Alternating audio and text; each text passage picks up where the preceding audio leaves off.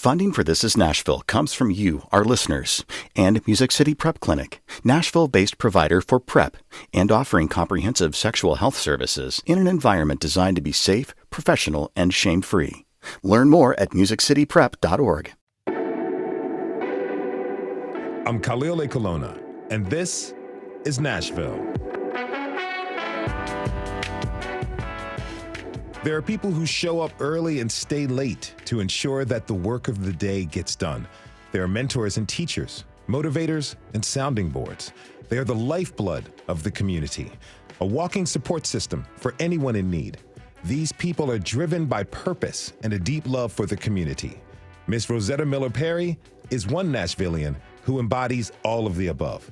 Later this hour, we'll meet the woman behind the city's longest-running black paper, the Tennessee Tribune. But first, the District 13 election for Sumner County Commission last month ended in a tie between Republican Terry Boyd and Democrat Brenda Dotson. The commission could have sent the race to a runoff, but it opted instead to appoint Terry Boyd to the position. You know, tensions have been high ever since. WPLN reporter Blaise Gainey has been following this story, and he joins me now. Hey, Blaise, welcome back to This is Nashville. Nice to be here again. Really great to have you. So could you sort of give us a quick summary of what's been going on here? Yeah, so Democrat Brenda Dotson versus Republican Terry Boyd came out to a tie at 398 votes. Once that happened, the commission, of course, had to look in the rule book and say, what do we do when this happens? Well, they actually have different options. Usually you'd imagine this would go to a runoff and voters would once again get out and cast their vote and see if that, leads to a winner. Instead, they have the option in Sumner County to elect their own, just choose from one of the two remaining candidates, and they did that last week. So what's the significance of Democrat Brenda Dotson's candidacy?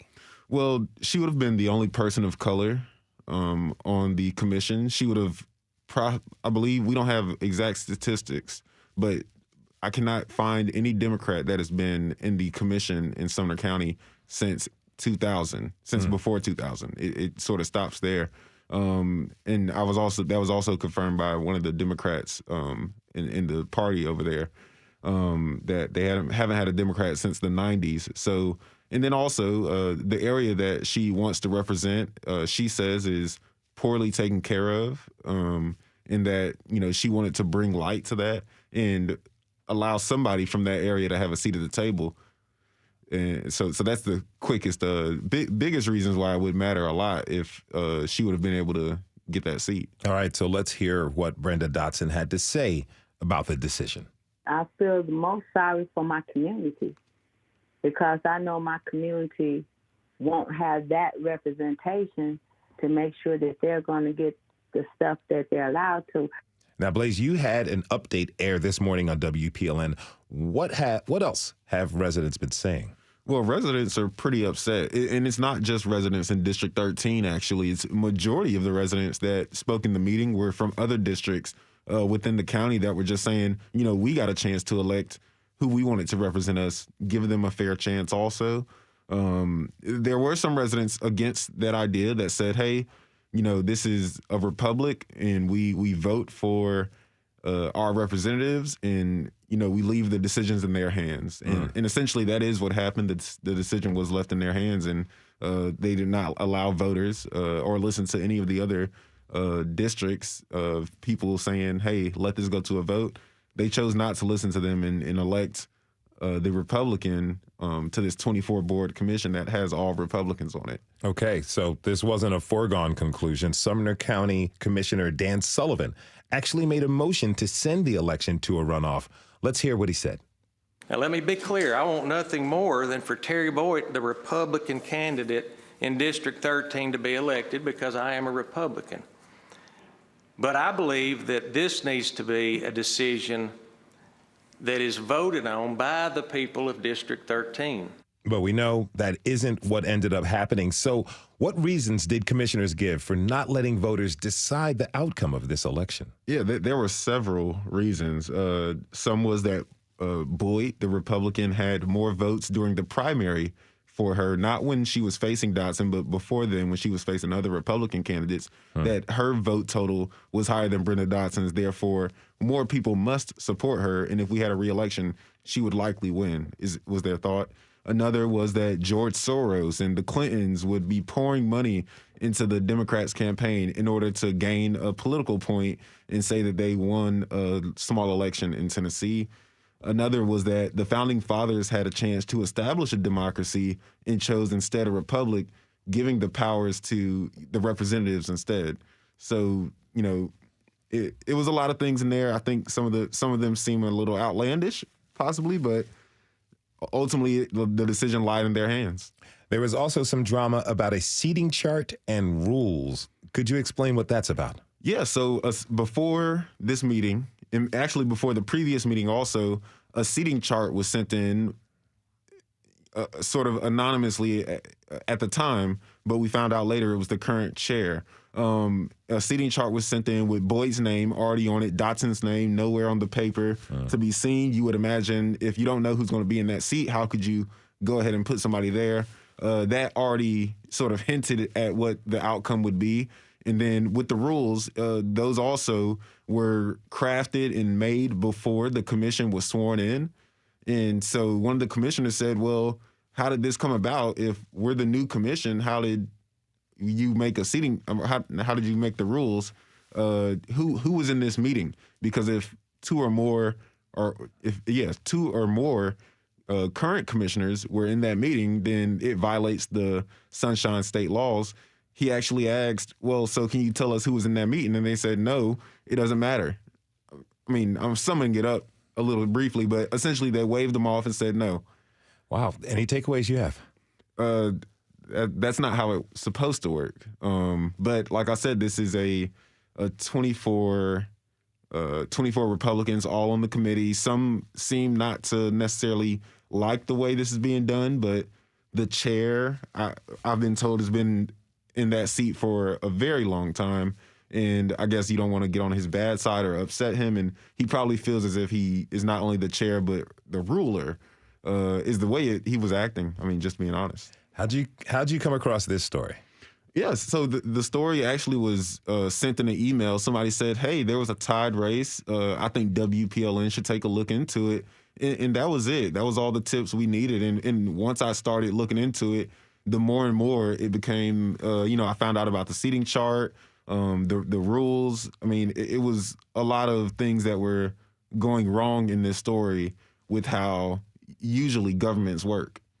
That's a lot of the work we do here at WPLN is following leads that we get from you, our listeners, and just head to WPLN.org to let us know what you are keeping your eyes on. Blaise Gainey is the political reporter at WPLN. Blaise, thanks again for being with us, and thanks for your reporting. Thank you. We have to take a short break. When we come back, we will talk with Miss Rosetta Miller-Perry, who first published the Tennessee Tribune more than 30 years ago. How has the Tennessee Tribune added to your knowledge about our city? Tweet us at This Is Nashville. We'll be right back.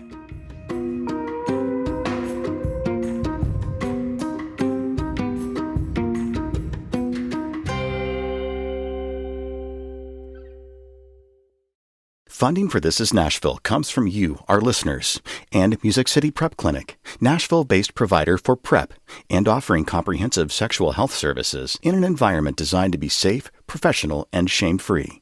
Learn more at musiccityprep.org. I'm Khalil A. Colonna, and this is Nashville. 31 years ago, Rosetta Miller-Perry launched the Tennessee Tribune. She wanted to see more positive stories about African Americans in the news. Today, it stands as Nashville's longest-running African American newspaper. It's a respected source, not only for African Americans, but for all of Nashville. And its legacy earned her a Lifetime Achievement Award from the National Newspapers Publishers Association back in 2019. It is an honor to have her here with us today. Miss Rosetta Miller-Perry, welcome to This Is Nashville. Thank you. It's an honor for you to have me. It's so wonderful. Now, you attended Tennessee State University to study chemistry, right? Yes. So what were your initial impressions of Nashville? Country, Mhm. not whites weren't friendly to African Americans. It was back then. It was two separate worlds, and our world centered around Tennessee State, Meharry Medical College, and Fisk University. Mhm. Now, you had come from up north. What part? Coraopolis, Pennsylvania. That's the suburbs of Pittsburgh. Okay. Now, tell me, did you know back then when you were here in Nashville for school, did you know that this would be the place where you would be spending a lot of time, particularly a majority of your adult life? Not really, not in Nashville. I knew that I would be in the South because I liked the way African Americans lived in the South. Their families were totally different from our families up north. The African American families in the South pursued education for their children, and therefore you have a lot of educated Blacks in the South. Up north, a lot of individuals worked in the steel mills. They made good money. They could buy big cars and so forth, like in Detroit and Pittsburgh and some of those other cities. So the northern Negroes made money, wanted money, and the southern Negroes, because they couldn't get good jobs, they went on and got educated and, of course, benefited from it. From those differences in the community that you got to recognize and see, what really stuck with you outside of that push for education here? I saw more family related activities. I saw so much centered around the African American churches. And I just saw that African Americans in the South were just totally different up north. They were warmer. Up north, once you finished high school, that's it basically. There's not much social interaction, maybe some churches, but in the South, it's different. You finish college, and people you finish college with, even if they go and live in California and come back, there's that relationship. We didn't have that up north. They still don't have that up north. Would you say that was because of the segregation that was happening at the time? Not to say that there wasn't segregation in northern cities like Detroit, Chicago, Baltimore, New York, and Boston, but it looked a little bit different than it did here in the South. Yes, I think it was because of segregation. We had to depend upon each other. And, we had no jobs in the South, no decent jobs in the South. So it was a dependency upon each other and each other's families relating to that, any situation. It was just more family, and it's still more family. Mm-hmm. So you began working as a field representative for the U.S. Commission on Civil Rights in Memphis. There you became fully immersed in the civil rights movement. Take us back to that time. What was it like? Horrible. That's the time when the garbage men went on strike in Memphis, and I was working at that time for, I believe, the U.S. Commission on Civil Rights. And I was a field investigator, and Blacks in Memphis were just treated so horribly. Even the sanitation workers, they just treated the men like they were less than men, treated them like animals and so forth. And I had a problem because I belonged to a national sorority. And when that situation took place, the elites and middle class and educated Black folks were not getting involved in that sanitation strike. And I know from my sorority that I got with another sorority member and raised hell to get them to march with these poor poor people or uneducated blacks and get involved. And we got them involved, thank goodness. And that movement grew from there, because even though it was sad, some of those teachers lost their jobs and so forth because they had photographers taking pictures of whoever was in the marches and so forth. But and other people who got in the march who had jobs with white companies like truck drivers and so forth, they lost their jobs. You know, and I can just say this because I can never forget it. There was one particular black man. He was ready to retire, maybe he had a year or something like that. And I guess somebody snapped his picture and took it to his boss. And he went on and worked. And when it was time for him to retire, they had the pictures of him in the march, and they wouldn't give him his retirement. And, you know, that has stuck with me and made me a little bitter. But that happened. That's just one incident. You know, it happened over and over. Did that? You know, some teachers got fired and couldn't even get a decent job after that. They had to leave Memphis. Did that shape how you went into your activism, that experience? Oh, yeah. I was a very bitter person. I saw an awful lot. I was very bitter. So I understand. I'm sorry. No, that's okay. You know, I understand shortly after that you did some work for the Equal Opportunity Employment Commission. What led you there? Well, once you're a federal employee, since they have the best benefits in the country, I decided to stay with the government.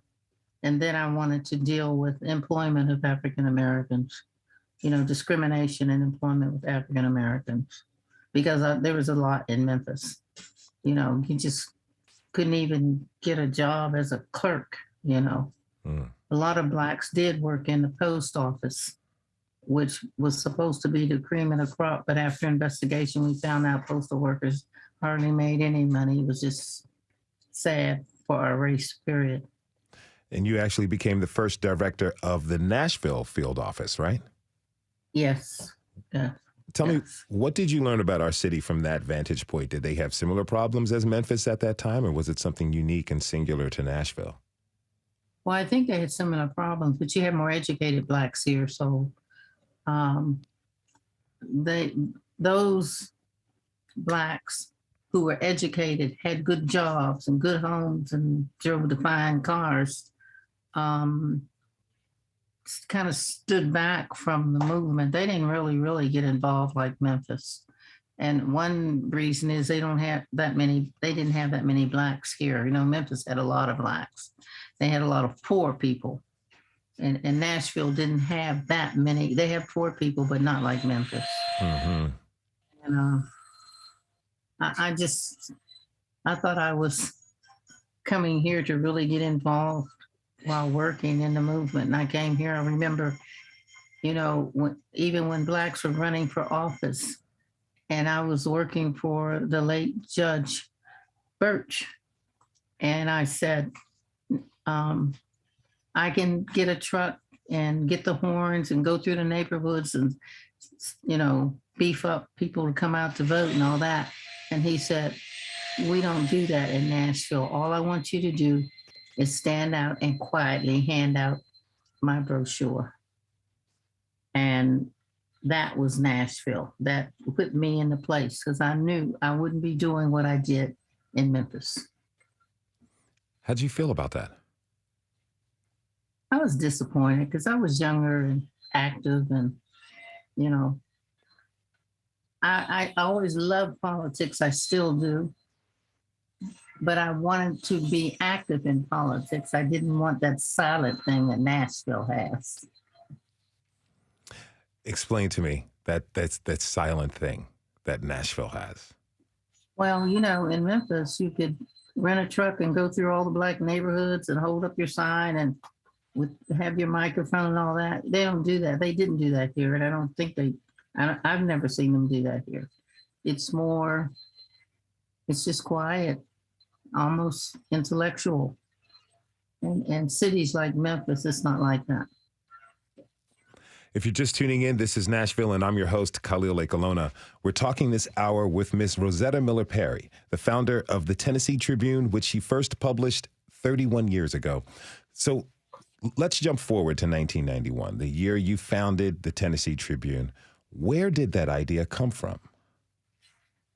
I was looking at another Black newspaper, and then I decided I would try to work for them, which I did. And in one issue, I saw this woman, this young Black woman who was shot and her head was hanging out of the car. And then I saw it in the white press. And I kept saying, this is crazy. Why do we want to keep showing this picture? And you've got these young kids coming up, and of course they would see the picture, it would be on television and everything. Why was everything negative in the white press about us and also in the Black press, not just Nashville, all over this country? Those newspapers, all our newspapers are doing the robbery thing and the killing thing and the wife swap and all that, you know. And I just didn't want a newspaper like that. I felt that when I left work and I went home, I want to read some news, some good news about Black people. And I'll tell you this, when I started going to our national meetings in Washington, I raised the same situation to those board members. And after that, now if you read our papers show the positive things, but they didn't do that then either.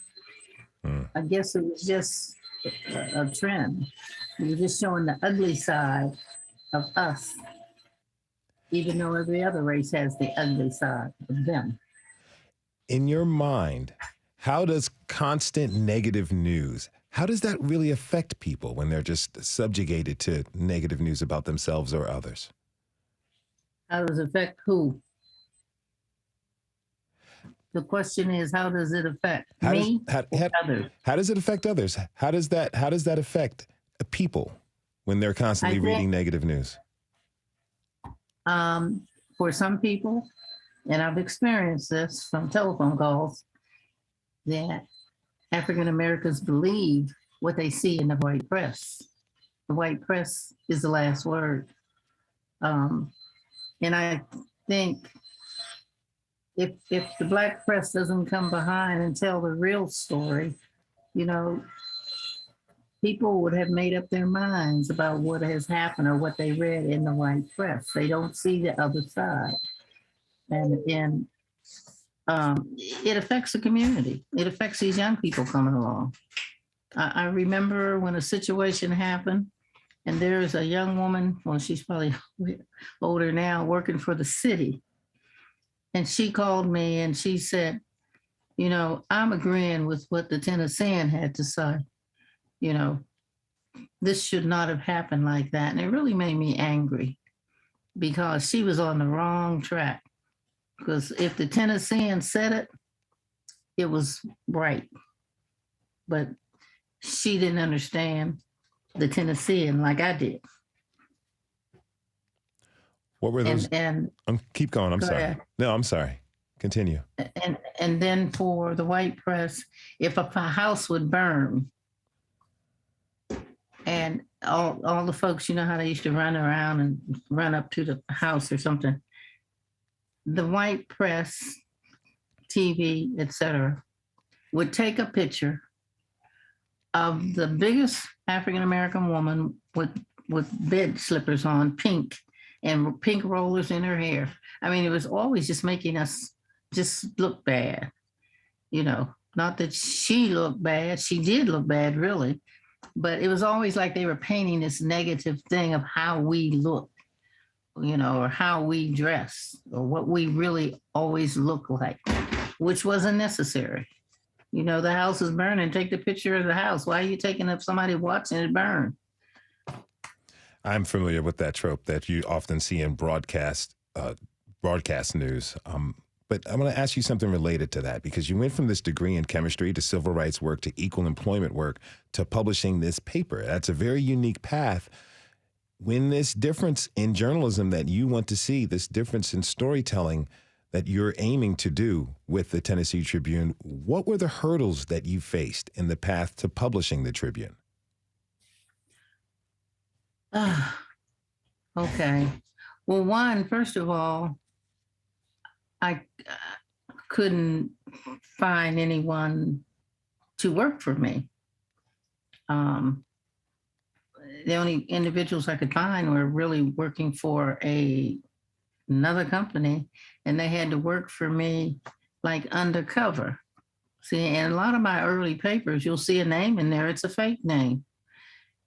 Some African Americans didn't want their name tied into a Black paper because they feared for their upward mobility. And you know, I live with that. I still think about that. They didn't know where I'd be today, but we don't have enough confidence in our people or in those who are trying to do for the community, you know, and that's a tragic part. And that's what I saw a lot of. Now, it has not been easy for me. I have caught holy hell in this city from Black folks. You know, it just seems like they don't want you to move ahead or whatever. But it's been very difficult for me, but I just stand my ground and keep moving. And then Blacks get angry. If I'm going to do a story about a white man getting caught gambling, then what's wrong with me doing a story about a brother doing the same thing? Well, the Black community doesn't like that. So I've caught a lot of flack there. That seems a little odd to me. How did you feel about that? Because, you know, at one point in time, the Black papers, the press is all negative. But here it is, you're presenting positive stories, but they also seem to be fair and balanced, yet the community really didn't want that. How did you respond to that?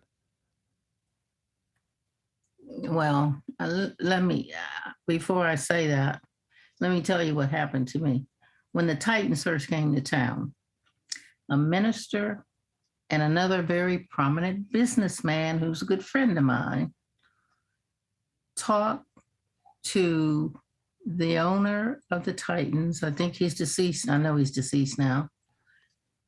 And told him, because they were going to advertise in the Black press, told him not to advertise in my paper. Now, and that's what I've had to deal with. I just don't write about it, but I'm going to tell you about it. And these aren't white people doing that to me. These are the Black brothers doing that to me. You know, that's been my struggle. That's been the struggle of the paper. I've had my competitors call some of my advertisers and say, we don't print as many papers as we say we do.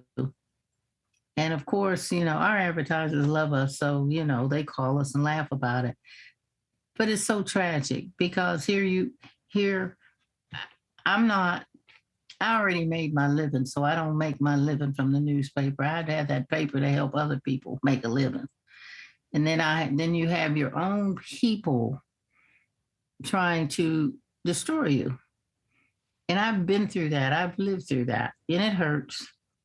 But the harder they try, it seems like the higher up I go. So I guess it really doesn't matter. But it's tragic how we treat each other. We keep fighting white folks, but we do so much damage to us. So much. You know, in the face of all this difficulty and pushback, you kept pushing on and persevering. In December of 2000, you moved the Tennessee Tribune office to Jefferson Street, and it was a really big day. Even former Mayor Bill Purcell was there to show his appreciation. Let's hear a little bit about what he said. I'm going to use this podium because Rosetta Miller-Perry told me to. And like everyone in this room, I try to do what she asked me to do. It's a very special pleasure as mayor of Nashville to have this opportunity to bring greetings on behalf of the city on a very special day.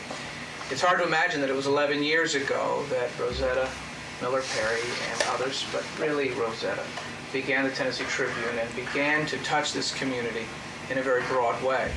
Not only helping us understand things that we hadn't understood before, but helping the rest of the city understand those things in a new and, I think, unique way.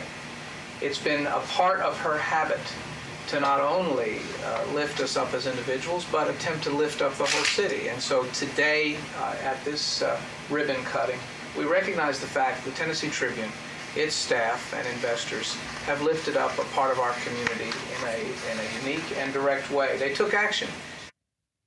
Take us back to that day in 2000. What was that like for you? Well, that was a very, very exciting day. The only thing that he said that was wrong, he said, and her investors. Now, you know, who would invest in a Black newspaper? You couldn't even get Blacks to invest in a Black newspaper. There was only one investor, and that was me. But that was really an exciting day. It was an exciting program.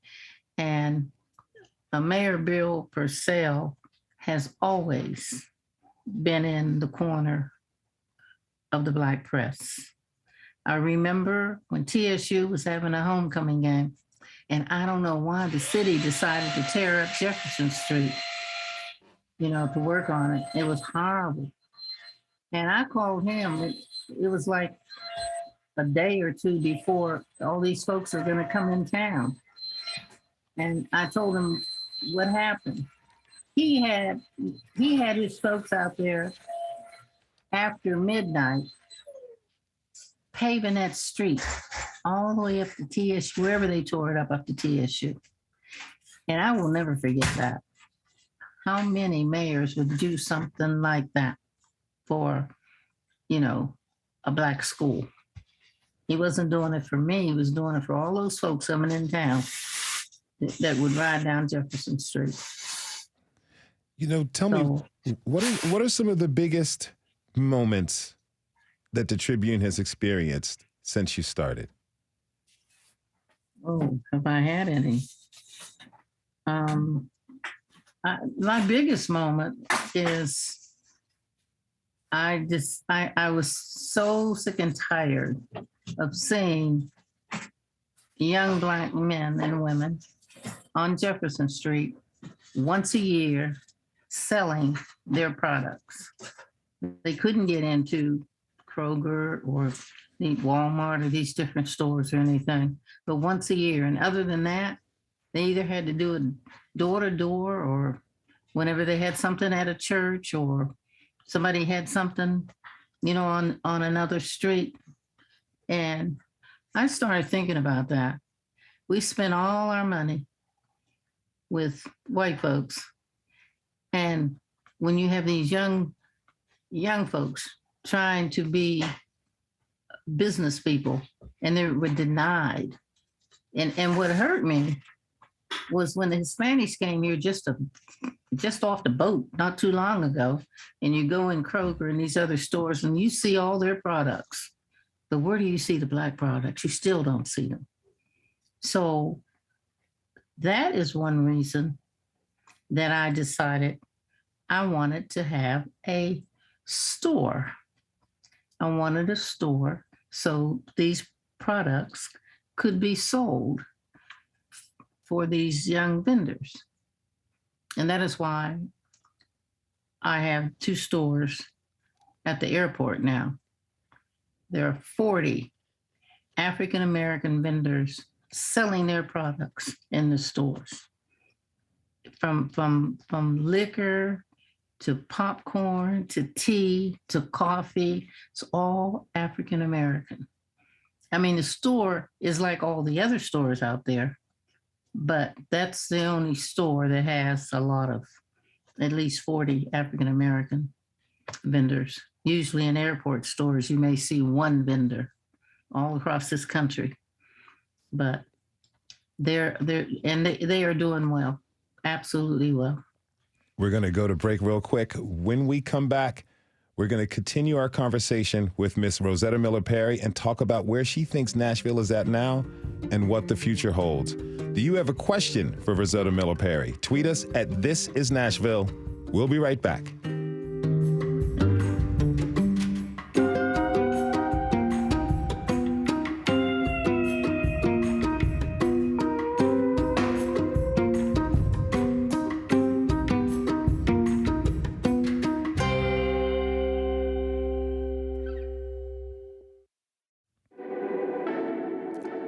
I'm Khalil Ekalona, and this is Nashville. I've been talking this hour with Rosetta Miller-Perry, who founded the Tennessee Tribune 31 years ago. Miss Rosetta, thank you again for being here. Now, I want to ask, you've been covering stories in Nashville for more than 3 decades, and you've seen a lot change. In recent years, the field of journalism has kind of come under fire. What do you think about media's place in today's landscape? Oh, what do I think about it? It's very difficult today. It's difficult today for Black journalists, even when they work for white media, because there's still so much racism. Sometimes Black journalists are hired to work for a white newspaper, but they aren't given the same respect and so forth that white reporters get who have less experience than these Black journalists. And I don't see it in my short time here left on earth. I just don't see it changing that much, because the country, because of Trump, is so hostile. And they were hostile before, but it wasn't open. It's open now. So it's not going to be easy. And sometimes they set the bar a little different for us, you know.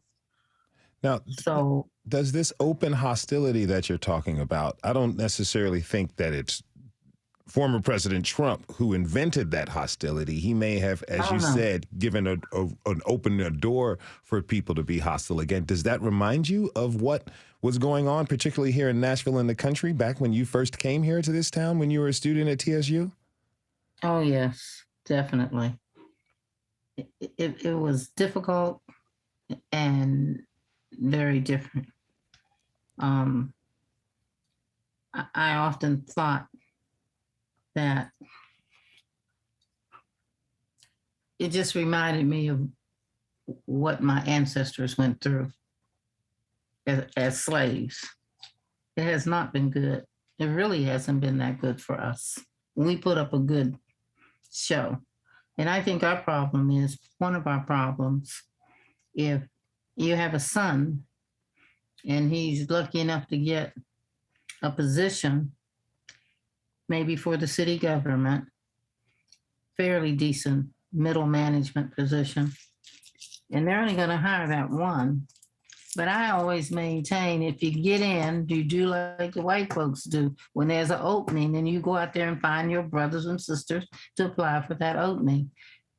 But we're our worst enemies, because we don't do that. We always want to be number one and only, you know, not knowing down the road you're going to get knocked off. So I don't lay everything on the white man. I lay a lot of it on us.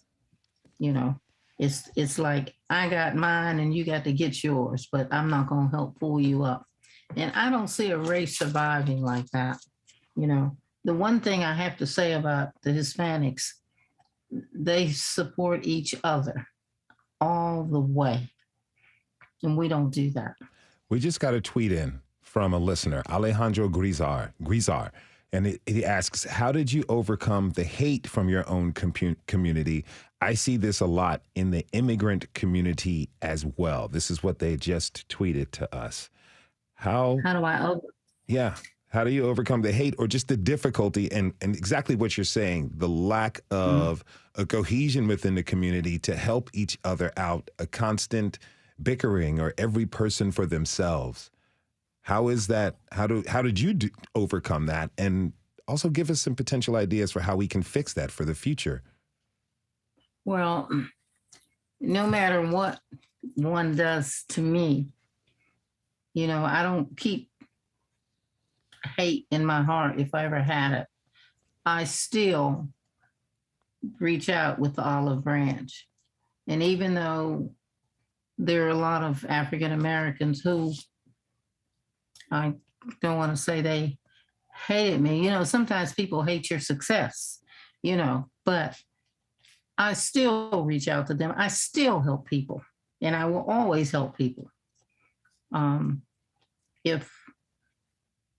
for an example, when I started out, my editors were white. I couldn't get any Black folks to work for me, and that's sad. My first editors were white, and some Blacks said, well, they didn't want to work for a Black newspaper because they thought it would tap them if they tried to get a job with a white newspaper, and that's sad. But those are some of the things that I have gone through. Do you think that that's the case now? I mean, actually, let me ask you this. What types of stories are you most focused on now in telling in the Tribune? Really human interest and stories about welfare and how these young kids, because they're our future, how they're treated, and how the welfare system treats the Black community, and dealing with these children and taking these children and so forth. Those are, I have more interest in that than who shot somebody. I don't care about that, and I won't write about that. Let the white press do that. Do readers in the community, and do they inform you of stories that you pursue? Or are they coming to you and saying, hey, Miss Perry, this is what's happening to us. We'd love for you to cover some of these stories that go into the welfare state? Yes. And people, once you see a story, then you'll get lots of inquiries, and they'll say something's happening in this county, and this judge is doing this to the Black community, as far as children are concerned. And that's how you get your leads, because you don't know what's happening in all these counties. You can't know. And some terrible things are happening to our people. How important are these community connections to you and the work that you do?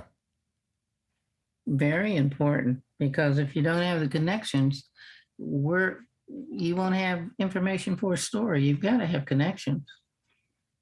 You can't make the story up. It has to be factual. We've got the midterm elections coming up in 2 months. What are you looking forward to covering? I'm not sure. I'm really not that into politics. I do some things in politics, but I try not to be that much into politics, because I don't think that's what my readers want to read about. Maybe something on Biden or Kamala or something, but not much in politics, except there are times when we have to take on the governor. We try not to do too much political things, because politically, politicians can damage your newspaper. They got a lot of power.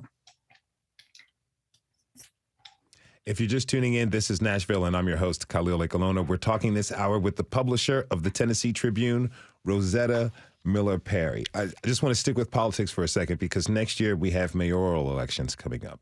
You've been in the city, You've been working in the city for a long time. What do you think the city needs right now in a leader? Well, I don't have any problem with the current mayor, no matter who sits in that seat, people are going to have a problem with them. And I just don't, I have no problem with the current mayor, I'll tell you that. And I do know, in fact, I know personally that there are at least 3 or 4 Black women who plan to run, which I have told them, 3 or 4 Black women, that divides the vote. But they all feel that they are all powerful and they can do it. So I say, so be it, but I'll stick with the current mayor.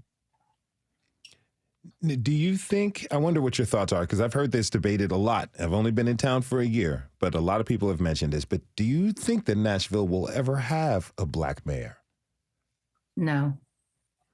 I think at one time we came close, but I don't think we'll ever have a Black mayor because the city keeps growing and growing, and our population's being diminished. And as it grows, you're just not going to have, you're not going to have Black folks in the city, not many. And the ones who have influence and money and so forth, who probably could do something, they don't want to be in the city either. So they moved to Brentwood and, Williamson County. So what's left here? Just a few of us. No, this city's going to go politically pretty white in years to come. Because there's no way for an influx of Blacks to come in here because they couldn't live here. So you mean as far as the voter base, the majority of the voting populace will be white. Now, yeah. But you've seen this city change from a town that was segregated to becoming the it city for the entire country. Yeah. What do you see as being, what do you see Nashville's future holding? Well, I think this city will always be Music City. It will always have predominantly white musicians and so forth, and just a sprinkling of us. It's just difficult to get into that scene. So I don't have high hopes for those of us who have our homes and so forth. We're lucky. But even as we pass on, your house probably won't be sold to a Black person because they couldn't afford it. Real estate has escalated. So I don't know what's going to happen to these young people who are educated and come out and maybe get a job as a teacher. But a teacher can't live in these houses that are now $500, $600, $700, $800. Let me ask you one final question. What can be done to ensure, we have a minute, we have 1 minute left, but what can be done to ensure that Nashville is a fruitful place for everyone who lives here? I think that Nashville needs to go back to the days when they had a coalition of, they were ministers, they don't have to be ministers, but of whites, Jewish, they can get Hispanics, that coalition group that should sit down and talk about the future of Nashville. It can't just be a few white folks over there off of wherever the white people live, or a few Black folks that are handpicked by white folks. There has to be the right coalition. And I think Nashville will probably be okay. But I don't think it's going to be such a great city if you're an African American. I really don't. I want to thank you so much for coming on to the show. I want to thank you for sharing your story and your candor. Miss Rosetta Miller-Perry, again, thank you for this conversation and thank you for being with us today. Thank you for having me.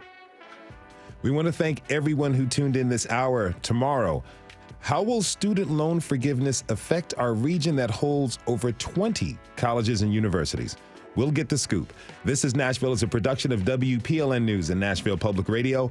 Listen back at thisisnashville.org or wherever you get your podcasts. Our producers are Steve Harush and Rose Gilbert. Our digital lead is Anna Gallegos-Cannon. Michaela Elias is our technical director. Our executive producer is Andrea Tuthope. The masterminds behind our theme music are LaRange and Namir Blade. The conversation doesn't end here. Tweet us at This Is Nashville. Find us on Facebook and Instagram and tell us what you want from our show by filling out our quick survey online. This is Nashville. I'm Khalil Ekalona.